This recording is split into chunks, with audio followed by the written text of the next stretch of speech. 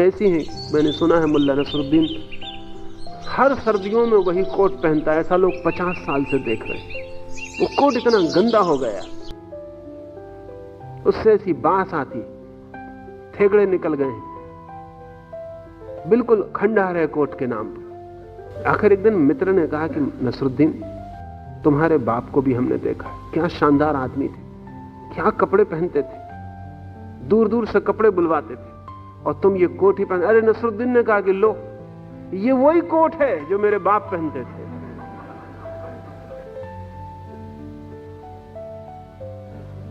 महावीर जब कुछ कहते हैं तो वो जीवित है, जब जैन पंडित दोहराता है तो मुर्दा है। वही कोट है, माना। महावीर कहते हैं सद्धर्म का उपदेश करता है साधु। सद्धर्म से अर्थ है जिसे जाना हो, जिया हो, जो जीवंत हो गया हो, जो सत्य बन गया है स्वयं के लिए। जो स्वयं के लिए सत्य नहीं, वो दूसरे के लिए सत्य कैसे हो सकता है? जो मेरे लिए बासा है वो आपके लिए और भी बासा हो गया, एक हाथ और चल गया। लोग दूसरे के जूते में पैर डालना पसंद नहीं करते। उधार जूता कौन पहनना पसंद करेगा? लेकिन लोग दूसरे की आत्माएं पहन लेते, जूते से तक डरते हैं, लेकिन आत्माएं पहन लेने में कठिनाई नहीं होती। साधु नहीं पहनेगा, साधु खोज करेगा, और निश्चित ही जब कोई अपने भीतर धर्म की लकीर की खोज कर लेता, वो वही होगी जो महावीर की है, बुद्ध की है, कृष्ण की। उसमें कोई भेद नहीं होने वाला, लेकिन वो खोज अपनी होनी चाहिए। हम सब ऐसे हैं जैसे छोटे बच्चे, उनकी गणित की किताब होती, पीछे उत्तर लिखे होते हैं, जल्दी से किताब उल्टा के पीछे देख लेते। उत्तर तो हाथ में आ जाता है, लेकिन विधि हाथ में नहीं आने से उत्तर का क्या मूल्य? और बच्चे उत्तर के हिसाब से विधि भी बना के लिख देते, मगर वो हमेशा गलत होती है, होगी ही। विधि की खोज जरूरी है, उत्तर तो अपने आप आ जाता है। सद्धर्म का अर्थ है जिसने विधि पूर्वक स्वयं की साधना से जाना है, जो उसका ही उपदेश करता है जो उसने जाना है। ध्यान रहे, जगत में अधर्म कम हो जाए अगर वे लोग उपदेश करना बंद कर दें जिन्होंने स्वयं नहीं जाना। उनके कारण बड़ा उपद्रव है। दुनिया में अधर्म अधार्मिक लोगों के कारण नहीं है, मरे मराए धार्मिक लोगों के कारण, जिनके पास कोई जीवन की ज्योति नहीं है, जो भीतर अंधेरे से भरे हैं और जिनकी चर्चा में प्रकाश के शब्द तैरते रहते हैं, जिनके भीतर मृत्यु है और जो अमृत की बात करते रहते हैं, उनसे अधर्म चलता है। आधार्मिक लोगों से नहीं चलता, झूठे धार्मिक लोगों से चलता है। जो स्वयं धर्म में स्थित होकर दूसरों को धर्म में स्थित करता है, वो शर्त है। जो घर गृहस्थी के प्रपंच से निकलकर सदा के लिए कुशील लिंग को छोड़ देता है। ये कुशील लिंग महावीर का समझने जैसी बात है। महावीर कहते हैं कि तुम जो भी पहनते हो वेशभूषा, वो अकारण नहीं है, तुम्हारा प्रयोजन है, भीतर वासना है उसके। एक वेश्या निकलती सड़क पर, उसके कपड़े आमंत्रण देते हुए होते हैं। वो अपने शरीर को बेचने निकली, शरीर को ढांकती नहीं, कपड़ों से उघाड़ती है। कपड़े ढांकने का काम नहीं करते, प्रकट करने का काम करते हैं, शरीर को उछालते हैं। वैश्या वैसे चले समझ में आता है, लेकिन एक स्त्री जो कहती है मैं अपने पति के लिए ही हूं और सिवाय मेरे पति के मेरे मन में कोई भी नहीं, वो भी वैश्या की तरह शरीर को उभार के सड़क पे चलती, तो अड़चन मालूम होती। क्योंकि वैश्या बाजार में खड़ी है, उसे ग्राहक को आमंत्रित करना है। ये गृहिणी क्यों बाजार में वैश्या की तरह खड़ी है? कहीं अनजाने में, अचेतन में ये भी वैश्या है। इसका पति के साथ एक का संबंध ऊपरी है, ऊपर ऊपर है, चेतन में है, अचेतन में नहीं है। अचेतन में ये अभी भी दूसरे पुरुषों में उत्सुक है। दूसरे पुरुष आकर्षित हों तो इसे अच्छा लगता है, इसकी चाल तेज हो जाती, कोई इसमें आकर्षित ना हो तो ये ढीली हो जाती। दूसरों का निमंत्रण इसके भीतर कहीं छिपा है। महावीर कहते हैं हम जो भी पहनते हैं, जिस ढंग से उठते बैठते हैं, उस सब में हमारी वासना भीतर काम करती है। तो महावीर उस वेश को कुशील लिंग कहते हैं, जिससे सील पैदा न होता हो। तो वस्त्र भी ऐसे हों जो न तो खुद में वासना जगाते हो और न दूसरे में वासना जगाते हो। उठना बैठना भी ऐसा हो जो शरीर को उभारता ना हो, आत्मा को प्रकट करता हो।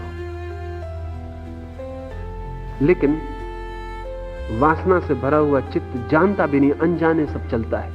फ्रायड ने काफी विश्लेषण किया है। तो फ्रायड तो कहता है हमारी कारें, लंबी कारें फैलिक हैं, जन्नेंद्रिय के प्रतीक हैं। जब कोई लंबी कार जन्नेंद्रिय की तरह लंबी है, उसमें तेजी से चलता है, तो वो वही आनंद अनुभव करता है जो पुरुष स्त्री से संभोग में करता हो। ये बड़े मजे की बात है कि नपुंसक लोग गाड़ियां बड़ी तेजी से चलाना पसंद करते हैं। फ्रायड के जीवन भर के अनुभवों का सार ये है, क्योंकि चूंकि नपुंसक के पास अपनी कामेंद्री नहीं है, वो किसी प्रतीक कामेंद्री के साथ जीना शुरू कर देता है। तो पश्चिम में कारें इतनी ज्यादा महत्वपूर्ण होती चली जाती कि आदमी अपनी स्त्री की उतनी फिक्र नहीं करता जितनी अपनी कार की देखभाल करता है। एक दफा स्त्री खो भी जाए तो दूसरी पा लेना बहुत आसान मालूम होता है। कार उससे ज्यादा निजी संबंध हो गए, पशुओं से संबंध हो जाते हैं, वस्तुओं से संबंध हो जाते हैं। लेकिन हमारी वासना हमारी हर चीज में चलती है। मुल्ला नसरुद्दीन अपने मनस चिकित्सक के पास गया, बेचैन, और चिकित्सक पूछता है तुम्हारी परेशानी क्या है? नसरुद्दीन कहता है कि क्षमा करें, आप बुरा तो नहीं मानेंगे और मेरी बहुत निंदा तो नहीं करेंगे, मैं घोड़े के प्रेम में पड़ गया हूं। तो उस चिकित्सक ने कहा इसमें कोई ऐसी चिंता की बात नहीं, बहुत लोग पशुओं को स्नेह भाव रखते हैं, मैं खुद ही अपने कुत्ते को बहुत प्रेम करता हूं। नसरुद्दीन ने कहा आप समझे नहीं, I love my horse very romantically, just like one would love a woman. मैं ऐसे ही प्रेम करता हूं रोमांच से भरा हुआ जैसे कोई किसी स्त्री को प्रेम करे। चिकित्सक थोड़ा सा चिंतित हुआ, फिर भी उसने अपना प्रोफेशनल व्यावसायिक स्थिर स्थिति बनाए रखी और उसने कहा ये जो घोड़ा है नर है या मादा? नसरुद्दीन ने कहा female, of course. What do you think, am I a fool? क्या मैं कोई मूर्ख हूं? मादा ही है। घोड़े को प्रेम करने में उसे मूर्खता नहीं मालूम पड़ रही, लेकिन नर घोड़े को प्रेम करने में मूर्खता मालूम पड़ रही। गहरा अचेतन काम वासना को, सारे जगत को दो हिस्सों में बांट देता है, स्त्री और पुरुष, सारे जगत को। जिन चीजों से आप प्रभावित होते हैं उनमें कुछ स्त्रीण होता है। अगर आप पुरुष हैं, अगर आप स्त्री हैं, तो उनमें कुछ पुरुष तत्व होता है, तब आप प्रभावित होते हैं। पुरुष और स्त्री की पसंदगियों में विपरीत मौजूद होता है, हर चीज में मौजूद होता है। इसलिए पुरुष एक जीप को उतना पसंद नहीं करता जितना एक सुकोमल, ठीक से ढाली गई कार को पसंद करता है। जीप पुरुष जैसी मालूम पड़ती, ठीक से ढाली गई गाड़ी जिसके अंग गोल हैं स्त्रीण मालूम पड़ती। महावीर कहते हैं कि हमारा प्रत्येक कृत्य हमारी वासनाओं से प्रभावित होता है।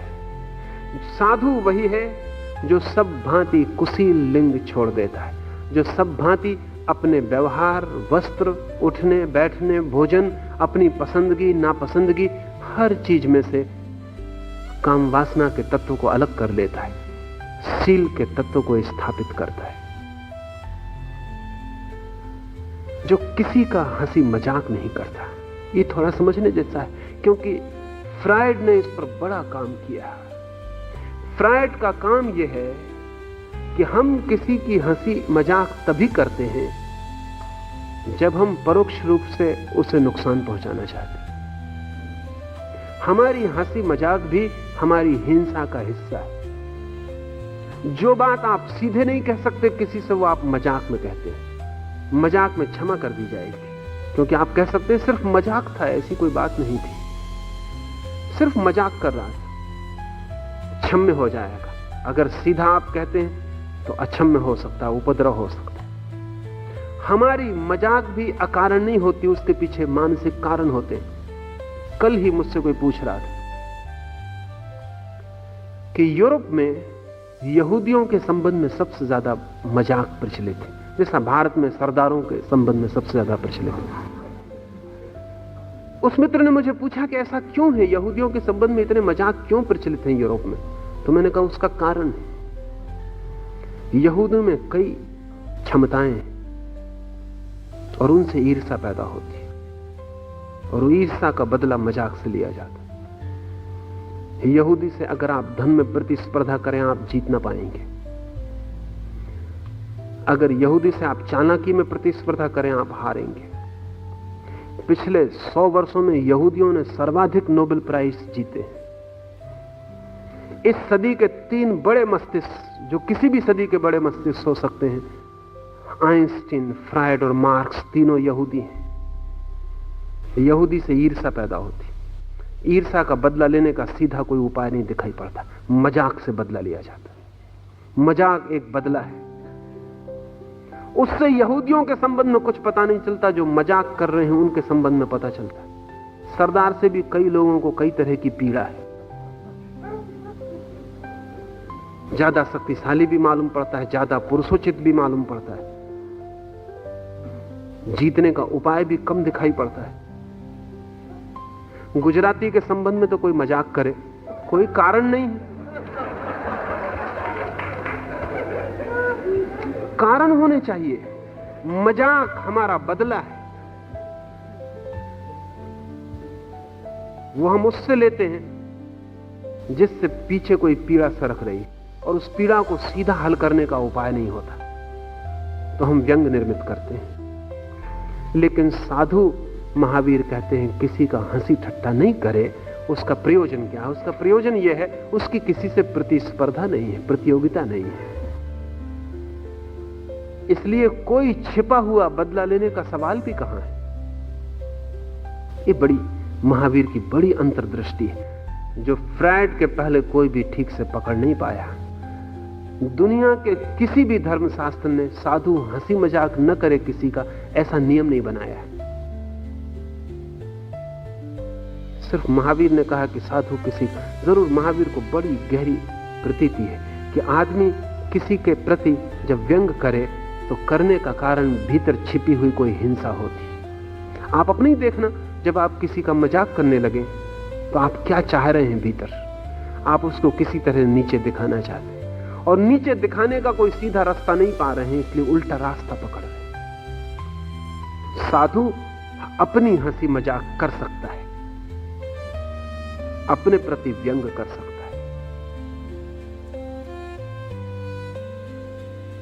महावीर ने जरूर बनरसा को साधु कहा होता। बनरसा एक दिन खड़ा है, उसका नाटक पूरा हुआ। नाटक अद्भुत था, और सिर्फ एक आदमी को छोड़कर पूरा हाल तालियां बजाया और प्रशंसा के स्वर से स्वागत किया।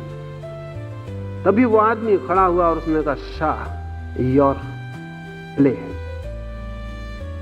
स्टिंग्स, सड़ा हुआ है तुम्हारा नाटक और बदबू आती। एक क्षण को सन्नाटा हो गया, लोग भी चौंक गए कि अब क्या होगा। शाह ने कहा, I completely agree with you, but what we two can do against this great majority. मैं राजी तुमसे पूरी तरह, लेकिन हम दो करेंगे भी क्या इतने लोगों के खिलाफ। यह आदमी अपने पे हंस सकता है, अपने पे वही हंस सकता है जो इतना आश्वस्त है अपने प्रति। दूसरे पर हंसने की चेष्टा, दूसरे को किसी तरह व्यंग के माध्यम से गिराने की चेष्टा क्षुद्र मन का लक्षण है। इस भांति अपने को सदैव कल्याण पथ पर खड़ा रखने वाला भिक्षु अपवित्र और क्षणभंगुर शरीर में निवास करना हमेशा के लिए छोड़ देता है तथा जन्म मरण के बंधनों को सर्वथा काटकर अपुनरागम गति मोक्ष को प्राप्त हो जाता है, जहां से वापस नहीं लौटा जा सकता। पॉइंट ऑफ नो रिटर्न, उस स्थिति को उपलब्ध हो जाता है जहां से वापस गिरना नहीं है। ऐसी जीवनचर्या में जीने वाला व्यक्ति धीरे धीरे शरीर से भिन्न होने लगता है। उसे स्पष्ट होने लगता है कि मैं शरीर नहीं हूं और चैतन्य के साथ तादात्म्य जुड़ने लगता है। धीरे धीरे दिए की खोल छूट जाती है और सिर्फ ज्योति का स्मरण रह जाता है। इस ज्योति के साथ जब पूरी एकता सध जाती है तो शरीर को पुनः ग्रहण करने की कोई आवश्यकता नहीं रह जाती। मुक्त ज्योति, शरीर से मुक्त ज्योति का नाम मुक्ति है। महावीर कहते हैं ऐसी ज्योतियां लोक के अंतिम स्थल पर शाश्वत आनंद में लीन रहती हैं। आखिरी सीमा पर लोक की, महावीर जगत को दो हिस्सों में बांटते हैं, लोक और अलोक। लोक जिसे हम जानते हैं, जिसका विज्ञान अध्ययन कर सकता है, और अलोक जिसमें प्रवेश का कोई उपाय नहीं। इस संबंध में भी महावीर बड़े अद्भुत हैं, क्योंकि अभी अभी वैज्ञानिकों ने खोज की है कि इस जगत के ठीक विपरीत एंटी यूनिवर्स होना चाहिए, क्योंकि जगत में विपरीत के बिना कोई भी चीज नहीं हो सकती। तो हमारा ये जो जगत है, ये जो ब्रह्मांड है सूर्य चंद्र तारों का, इससे ठीक विपरीत प्रक्रिया वाला कोई लोक होना चाहिए जो इसके ठीक बगल में होगा, लेकिन जिसमें हम प्रवेश नहीं कर सकते, क्योंकि हमारे प्रवेश का सारा ढंग लोक में ही होगा। महावीर ने 2500 साल पहले दो बातें कही कि ये लोक है जिसे हम जानते हैं और एक अलोक है जिसे हम कभी नहीं जान सकते, लेकिन उसका होना इसलिए जरूरी है कि जगत द्वंद्व के बिना नहीं होता। ये जो मुक्त आत्मा है जो शरीर से छूट जाती है, ये लोक और अलोक के मध्य में सीमांत पर ठहर जाती है। लोक से इसका छुटकारा हो जाता है। ये पदार्थ और शून्य के बीच में अशरीरी चैतन्य सदा आनंद में लीन रह जाता है। ये जो आनंद की शाश्वत धारा है, ये उन्हें ही उपलब्ध होती है जो क्रमशः अपने को क्षुद्र शरीर से, क्षणभंगुर शरीर से मुक्त करने की चेष्टा में रत रहते हैं। ऐसी चेष्टा में लगा हुआ व्यक्ति साधु है, और ऐसी चेष्टा को, पूर्णता को पा लिया व्यक्ति सिद्ध है। 5 मिनट रुके, कीर्तन करें।